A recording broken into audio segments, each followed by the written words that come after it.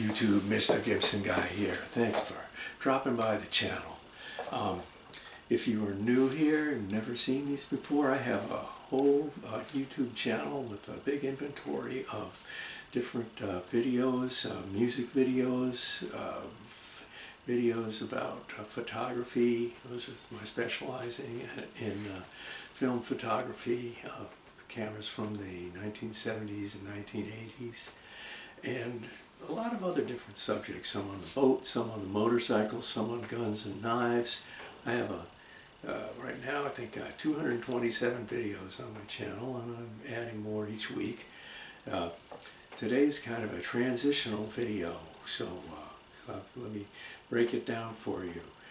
Today I am, after making 55 or 57, I forget what it is, 55 or 57 photography videos, I'm coming to a crossroads here that I have been concentrating, as you see behind me here, on cameras from the 1970s to 1980s in the manual focus realm of history. These are classic vintage cameras now, and I was into them back in the day when they were all coming out. But I have kind of reached a saturation point with these. I have not quite 30 cameras. I sold 2 cameras yesterday. I have a camera store on the side, so stuff comes and it goes. Sometimes it works with me, or sometimes I don't really care for this camera. It works okay, I'll sell it to somebody else. And I've moved quite a few cameras in doing that in the past year and a half or so that I've been doing this section on photography. But now I've gotten to the point where there's not much other stuff that I'm interested in collecting. I have no real interest in single lens reflex Leica cameras. That camera doesn't really do anything in R3 or an R4 or an R6. It just strikes me as being overpriced and not really offering anything in particular that I really would want to have. Cameras that I would be interested in still would be like an Olympus OM3, but it's a very expensive price to get a glorified Olympus OM1. So I don't see that putting that much amount of money into it. A camera that I might be interested in that I've just been studying up on recently would be the Nikon FM2 Titanium, which is a pretty interesting camera, and it'd be about probably half the price of the OM, but I have an FM2 already, and basically the FM2 and the FM2T is the difference is the titanium. So it's possible I might want to get into that. There are, like, I still want to get a Nikkor 16mm fisheye lens. That I think would be cool, and a Tamron 80-200 f2.8 zoom, which can be universally used among all the different cameras just by using the adaptable mounts. So there's a couple things I'm interested in, but basically I've kind of reached the total saturation point with the 35mm SLRs. Now, of course, somebody would point out, well, what about medium format? Okay, I could stick to the same time period as these 35mm, but a whole new line of cameras in the Mamiyas and the Hasselblads and the Pentax and the Veronicas and Yashica.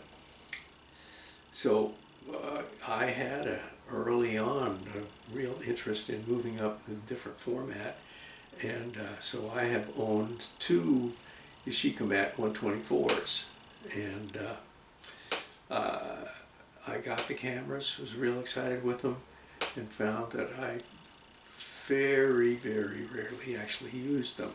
Unless I made myself do it, I just, you know, I wanted the bigger negative, and I got the bigger negative and shot a few with them, and I think even shot some transparencies, and it was great. But I was just kind of shooting to shoot on medium format. And later on, I went into, well, I'll get into that later, but I also went through a couple of Pentax 6x7s, and those had specific purpose, and it was a nice camera, and it went from 35 to medium format pretty well, because it was, the camera was laid out like a giant 35mm camera, and that was pretty cool. But I worked with that. I worked professionally in professional photography with that for a while. But then, you know, I liked it, but it just was like a big 35mm heavy. So I'd always pick up a 35 when I needed to shoot. But, so, not necessarily thinking about stuff in terms of you know, what happened in the 70s and the 80s, and keep the same time zone but look in a different format. But I get into this whole, they call it G.A.S here on YouTube, gear acquisition syndrome.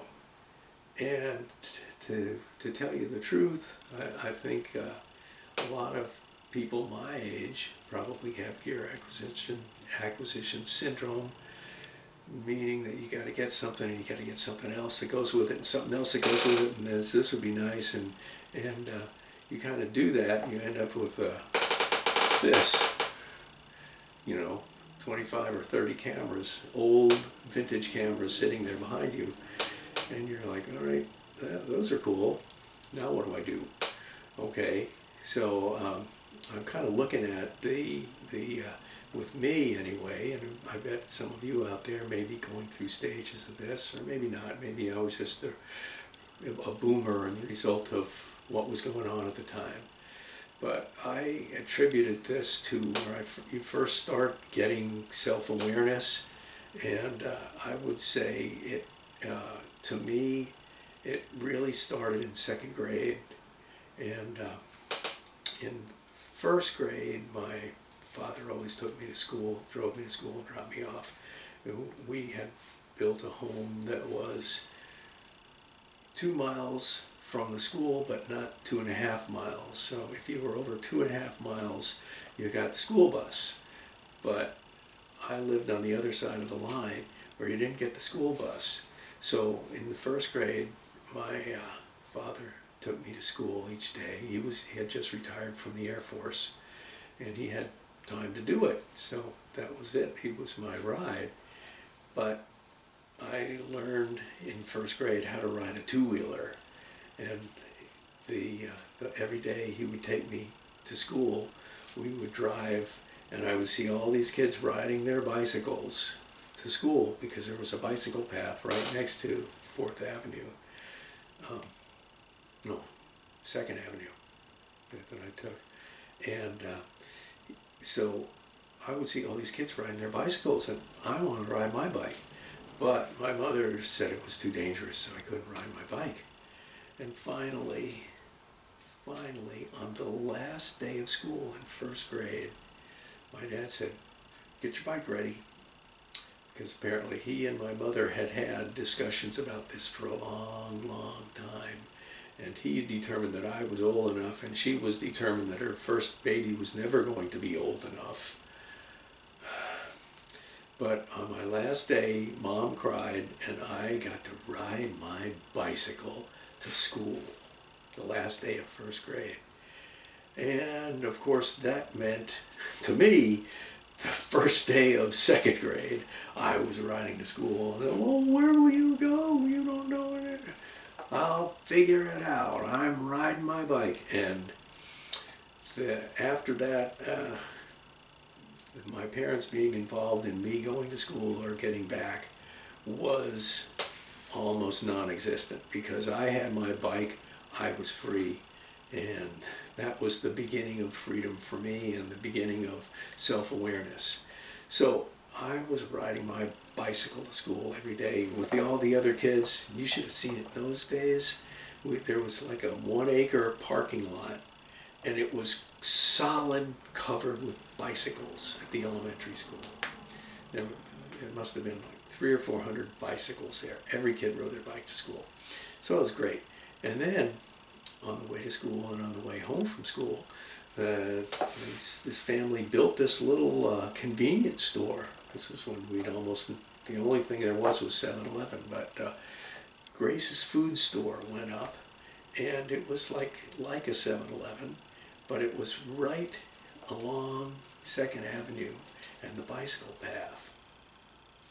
So every day I'd ride home on the bike path, and all the kids would be turning and going into Grace's food store, and the whole parking lot turned into bicycles when school got out from the elementary school.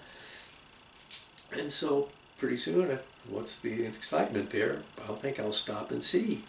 I'm free. I can stop and see whatever I want to do and come home whenever I want to, because I'm my own transportation.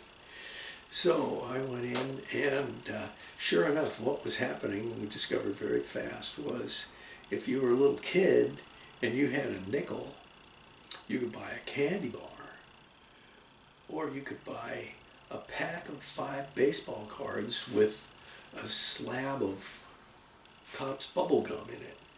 If you only had a penny, you could buy a single 1 baseball card pack with a smaller slab of Topps bubble gum in it.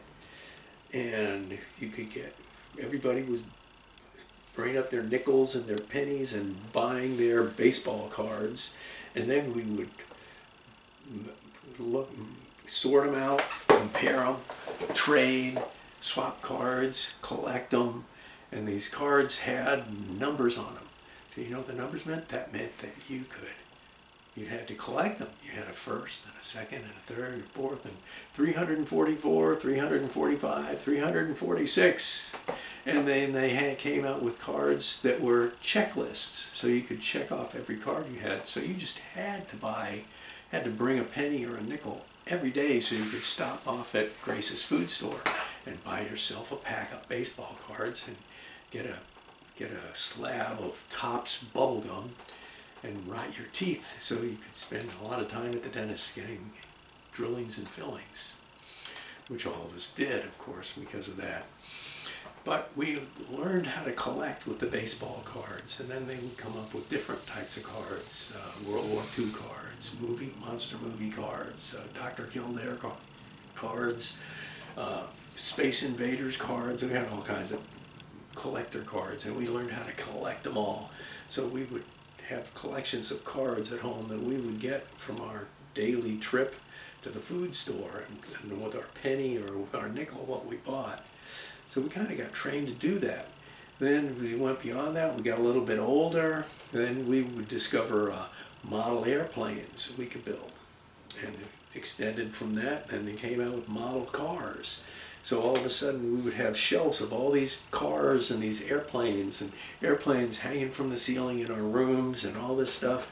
We just had all this stuff because we learned to collect it. And then so we got bigger. Your model cars, the companies came out with, well, let's put some power in it. So they came out with slot cars. So now you can get your model cars. And my first one, to go along with Goldfinger, I just found this recently.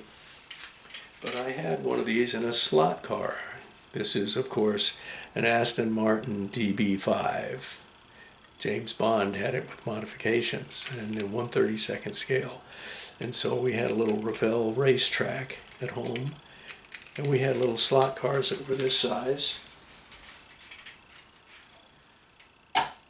And we would race our slot cars around the figure 8. Around and around and around we would go. And so we went from collecting model cars to collecting slot cars, which actually went instead of just sat there. And then we get to be teenagers, and in Florida back then you could ride a motorcycle on the road with a restricted license you could get at age 14. Back in those days, shortly after I got that age, they changed it to 15, but I still got in at 14. And so we got interested in motorcycles. And of course that started out with motorcycle magazines. So we started collecting the motorcycle magazines. And also there was Monster magazines before motorcycles. I forgot about that. Check my list. Monster magazines were about the famous monsters, FM, famous monsters of Hollywood, and it was based on the old Universal movie, horror movies and monster movies from the 1930s and 1940s. Kind of had a rejuvenation of interest in the mid-1960s. People went back to monsters, and so collected monster magazines. Then that dropped off and went into motorcycle magazines, and then motorcycles. And I had a couple of motorcycles when I was in high school, which my mother was completely against, but I had them anyway. And so that was an important part of life that comes back later on. Then I went to college and I was studying music, and so my musical interests were going in all different directions: harmonica, guitar, flute, oboe,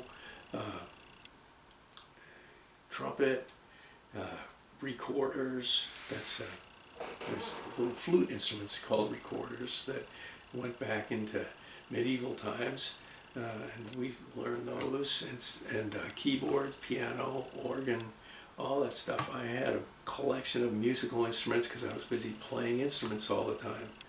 And then I graduated from college, and I got a job working in school as a music teacher.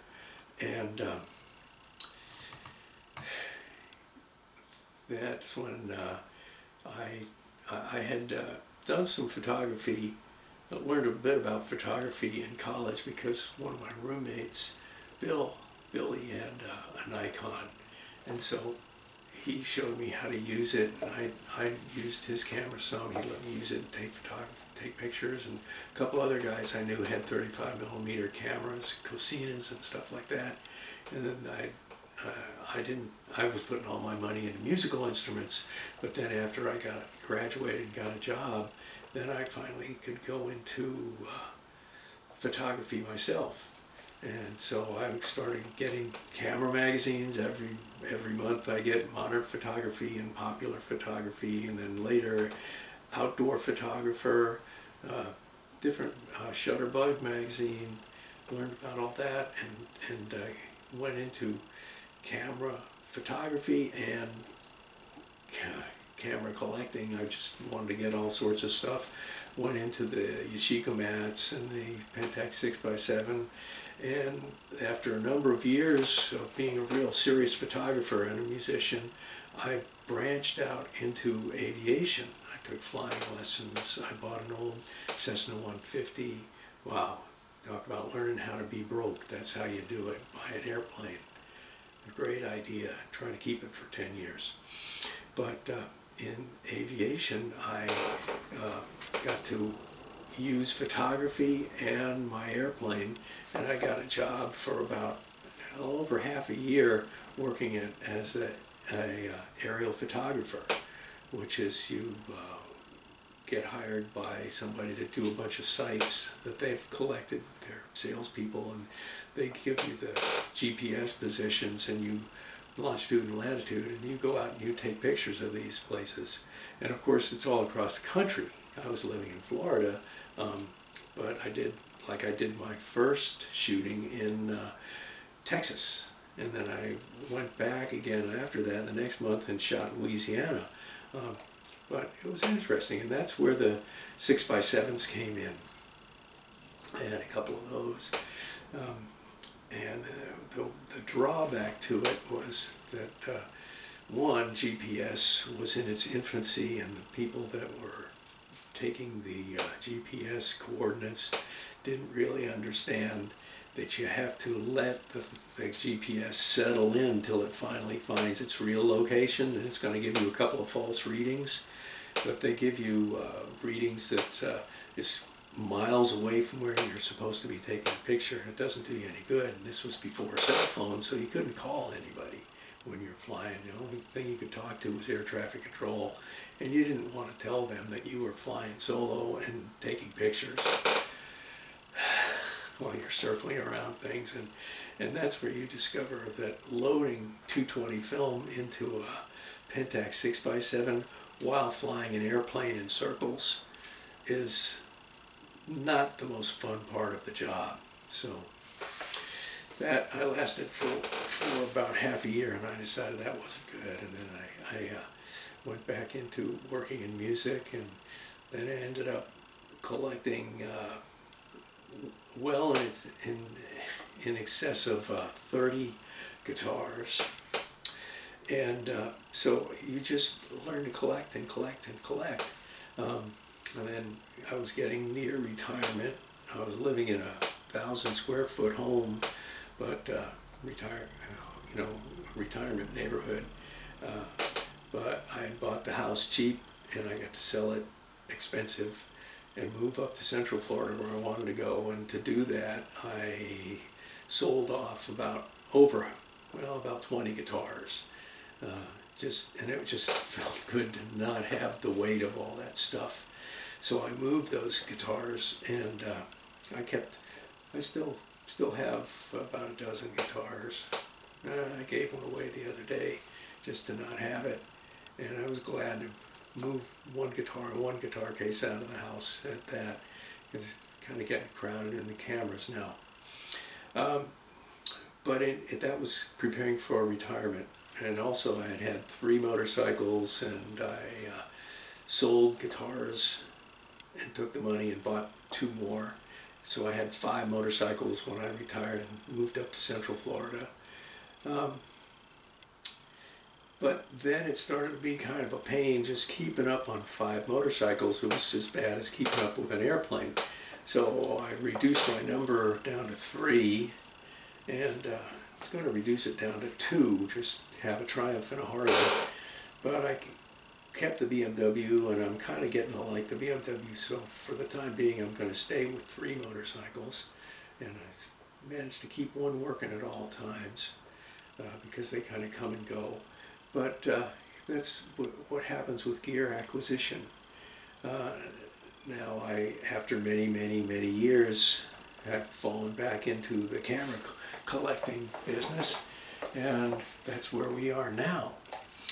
But so I didn't see really going into medium format. I've had the 6x7 and the 6x6 format, and then the only thing left is 645, and like a Mamiya 645 might be kind of interesting to shoot with 1 or 2 lenses. That might be something worthwhile, but I would imagine I'll probably keep it on the shelf. So where do I go?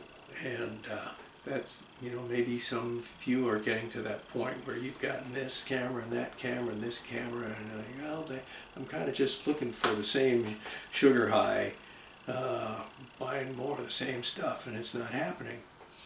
So the other idea that came to me, and it's kind of been coming to fruition, and now I'm stepping out into it to check it out, and that is, instead of changing format, I want to keep the format, but I want to change the time zone. Instead of going back to cameras that are 40 or 50 years old, I'm going back into cameras that are 60 or 70 years old. And that would have to be the 35mm rangefinders, basically from the 1950s. So we're talking about Nikon, we're talking about Canon, we're talking about Leica, we're talking about Contax. I see there's some Konicas that were kind of interesting. I've just been researching this and for the past couple of weeks, and I finally broke down. I thought, well, I got to start somewhere, so I ordered a Canon 2D, I think it is, which is one of their early rangefinders, and it looks like these cameras are really interesting. They are black and chrome finish, silver finish, they would call it, I guess, in those days. But these cameras go from kind of submarine looking to a little bit more streamlined looking. But they definitely start out with a kind of a World War II vibe back from war days, and graduate into the more streamlined M3 and M4. But the M1 and M2 ones are the Nikons and Canons kind of copied along those lines, and so these are cameras which you can use them, you can collect them. Some of them get very expensive, but a surprising number of them are really inexpensive. And these cameras are not electronic at all. Some of them have selenium meters, most of them don't have meters at all. But if you have developed a fondness for the 70s and 80s single lens reflex cameras, I think if you take a look at it, you might really be ready to take a sidestep into these post-war rangefinders. They're very historical. They're cameras, and you use them. We're not shooting 126 film or stuff that's defunct, doesn't exist anymore. But you can readily use them, and these cameras, I would say, are going to be something that is really going to stand up to the test of time, particularly the ones that don't have the sensitivity of any kind of light meter in them, because I think most of the light meters by now that are 70 years old are probably not going to give you any sort of an accurate reading. I don't know, maybe some of these selenium cells do, but my guess is that you're better off getting an attachable light meter or a handheld light meter, or just doing 70/16 roll. That's the other thing about this. If you're shooting color negatives or black and white negative film, you have a lot of latitude in your exposure, and so try being your own light meter. And this goes back to the very roots of photography. But I'm just telling you that because that's where I'm going to be kind of leaning for the next few videos, and think about that. Maybe you're interested in doing the same thing. As I said, there's a big range. If you get some of these later ones from the 60s, you can find them for really low prices, and they can be really pretty modern style controls, or you can go back to the ones in the very early 50s, which were copies of the Leicas and the Contax cameras at the time. And these Nikons and Canons are going to be very separated from what we're used to with the SLRs. But that's what I'm leaning to for right now. And so watch for our next few videos to come. I'm going to be looking at some of these, trying them out, getting some results, and I'm already thinking about maybe I will add a branch to the store to include 50s and 60s rangefinders. Certainly some of these later Canon ones that are pretty inexpensive, they can use a little bit of adjustment here and there, and if I can manage to handle that part of it, I can resurrect some of these cameras and turn around and sell them to some other people who are interested in widening their horizons a little bit. But I'm very excited about it, and I wanted to make a video and share with everybody how I'm handling the gear acquisition syndrome. By the way, the G.A.S. also applies to aviation and to motorcycles and to bicycles. Baseball cards, I guess that's what it was all about, was baseball card acquisition. So we're all just going through the same things over and over again in life. But I'm going to leave it at that. I've made this kind of a long video. If you've hung in here that long, you must be seriously looking for some other interest. But maybe this will be it, and until the next time, this is Mr. Gibson Guy, and I am out of here. Bye-bye.